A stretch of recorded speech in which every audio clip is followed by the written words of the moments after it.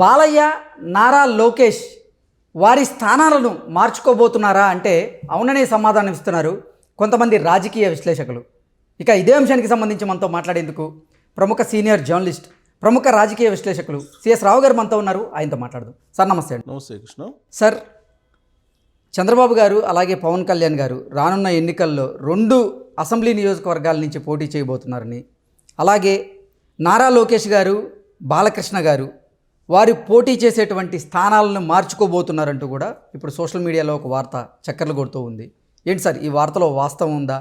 నిజంగా చంద్రబాబు నాయుడు గారు, పవన్ కళ్యాణ్ గారు 2 స్థానాల్లో పోటీ చేయబోతున్నారా అంటే ఏం చెప్తారు సార్? అంటే ఇప్పుడు కాదు, చాలా రోజుల నుంచి ఇది వినిపిస్తుంది. దాదాపు 1 year నుంచి కూడా ఇదే వినిపిస్తుంది. 2 చోట్ల నుంచి చంద్రబాబు నాయుడు పోటీ చేయాలి, అలాగే లొకేషన్ కూడా 2 చోట్ల నుంచి పోటీ చేయించాలనేది కూడా ఒక చర్చ నడిచింది ఒకనొక సందర్భంలో. దానికి కారణం ఏంటంటే జగన్మోహన్ రెడ్డి 3 రాజధానులు అనే అంశాన్ని తీసుకొచ్చారు.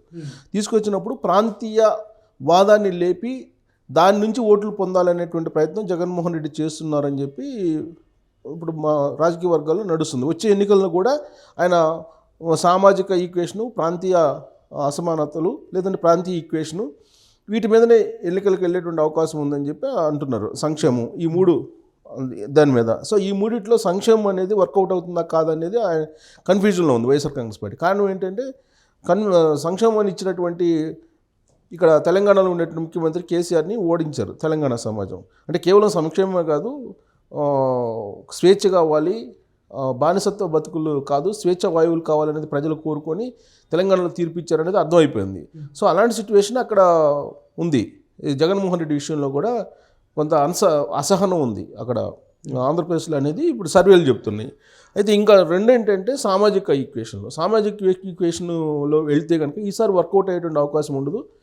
ఎందుకంటే ఆల్రెడీ షర్మిల ఎంటర్ అవుతున్నారు కాబట్టి సామాజిక ఈక్వేషన్ కూడా వర్కౌట్ అయ్యే అవకాశం లేదు అనేది అర్థమైపోతుంది.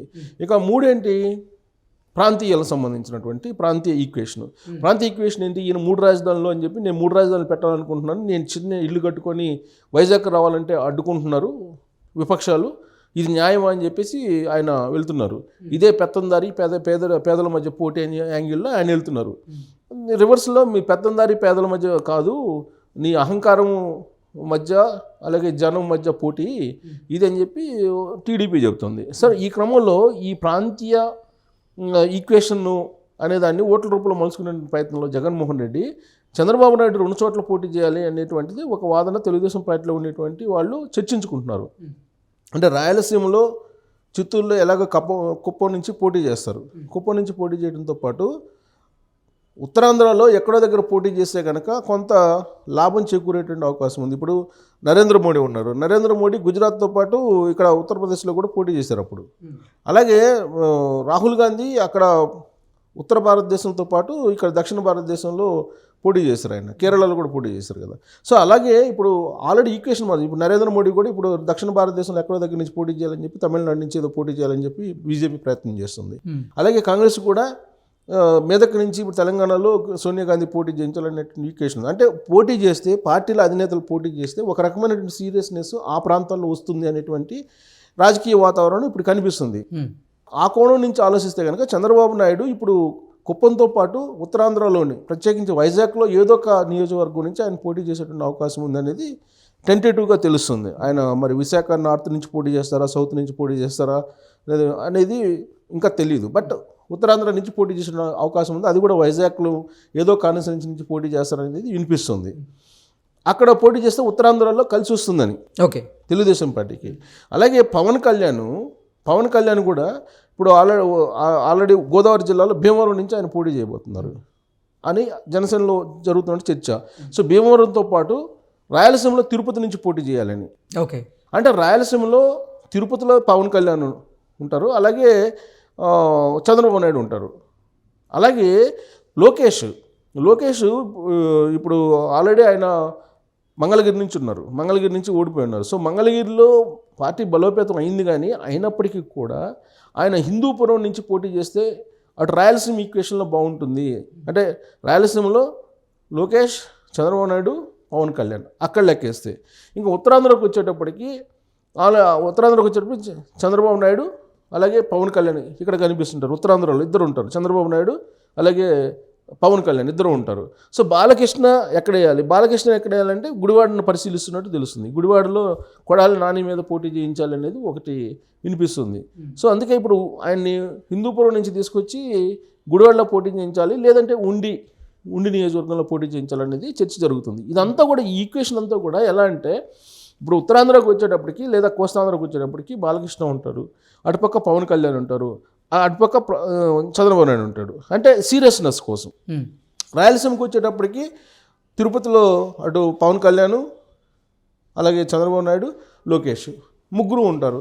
ఇట్లా అంటే సీరియస్నెస్ ప్లస్ ప్రాంతీయ వాదం లేదంటే ప్రాంతీయ ఈక్వేషన్లో జగన్మోహన్ రెడ్డి చేస్తున్నటువంటి ఎత్తుగడలకు చెక్ పెట్టేటువంటి ప్రయత్నంలో భాగంగా ఇలా ప్రయత్నం చేస్తున్నారు వైఎస్ఆర్ కాంగ్రెస్ పార్టీకి ధీటుగా తెలుగుదేశం పార్టీ అనేది వినిపిస్తుంది.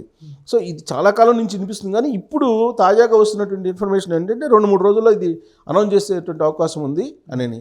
ఒకవేళ ఇది చంద్రబాబు నాయుడు 2 చోట్ల పోటీ చేస్తే నెగిటివ్ కోణం నుంచి వైఎస్ఆర్ కాంగ్రెస్ పార్టీ తీసుకునేటువంటి అవకాశం ఉంది. కుప్పం నుంచి ఓడిపోతారని చెప్పి సెకండ్ ప్లేస్కి వెళ్ళారు అని చెప్పి, అలాగే పవన్ కళ్యాణ్ భీమవరం నుంచి ఓడిపోతారని చెప్పి తిరుపతిలో వెళ్ళారని చెప్పి ఇలా టాక్ వస్తుంది కదా. దానికి ఎలా డిఫెండ్ చేయాలనేది కూడా పార్టీలో అంతర్గతంగా చర్చ జరుగుతుంది. అయితే దానికి ఉదాహరణగా ఏం చెప్తున్నారు, తెలంగాణలో కేసీఆర్ 2 చోట్ల పోటీ చేశారు, రేవంత్ రెడ్డి 2 చోట్ల పోటీ చేశారు. కాబట్టి వాళ్ళు ఎందుకు పోటీ చేశారు, ఇక్కడ సీరియస్నెస్ రావడం కోసం పోటీ చేశారు. అలాగే సీరియస్నెస్ రావడం కోసం చంద్రబాబు నాయుడు కూడా 2 చోట్ల, పవన్ కళ్యాణ్ 2 చోట్ల పోటీ చేస్తే గెయిన్ కావచ్చు. ప్రాంతీయ ఈక్వేషన్ వర్కౌట్ కాకుండా ఏదైతే జగన్మోహన్ రెడ్డి గతంలో కూడా పవన్ కళ్యాణ్ 2 చోట్ల పోటీ చేశారు, 2 చోట్ల ఓడిపోయారు. ఎక్కడ పోటీ చేశారు, ఉత్తరాంధ్రలో పోటీ చేశారు. గాజువాక, భీమవరం 2 చోట్ల పోటీ చేశారు. ఈసారి రాయలసీమకి వెళ్తున్నారు కదా, భీమవరం రాయలసీమని ఎంచుకుంటున్నారు. పైగా గతంలో ఏంటి, తెలుగుదేశం పార్టీ పొత్తు లేదు, ఈసారి తెలుగుదేశం పార్టీ పొత్తు ఉంది. తెలుగుదేశం పార్టీ పొత్తుతో వెళ్తుంది కదా, జనసేన తెలుగుదేశం పార్టీ పొత్తు. సో ఈ పొత్తు క్రమంలో ప్రాంతీయ ఈక్వేషన్స్ జగన్మోహన్ రెడ్డికి వర్కౌట్ కాకుండా జనసేన తెలుగుదేశం పార్టీ ఉమ్మడిగా ఇలాంటి నిర్ణయం తీసుకున్నారనేది ఒకటి వినిపిస్తుంది. 2-3 రోజుల్లో ప్రకటిస్తారని కూడా తెలుస్తుంది. ఇంకా లోకేష్ని మంగళగిరి నుంచి ఆల్రెడీ ఆయన మంగళగిరి టూర్కి వెళ్తున్నారు, మంగళగిరిలో మరింత బలోపేతం చేయడానికి. అలాగే చంద్రబాబు నాయుడు 28వ తారీఖు నుంచి 3 రోజుల పాటు కుప్పంలో పర్యటించడానికి ఆయన వెళ్తున్నారు. ఇలాంటి సందర్భంలో అసలు ఇవన్నీ ఎందుకు అనుకోవచ్చు. సో కానీ అక్కడ బీసీ అభ్యర్థిని పెట్టడానికి రెడీ అవుతుంది మంగళగిరిలో వైఎస్ఆర్ కాంగ్రెస్ పార్టీ.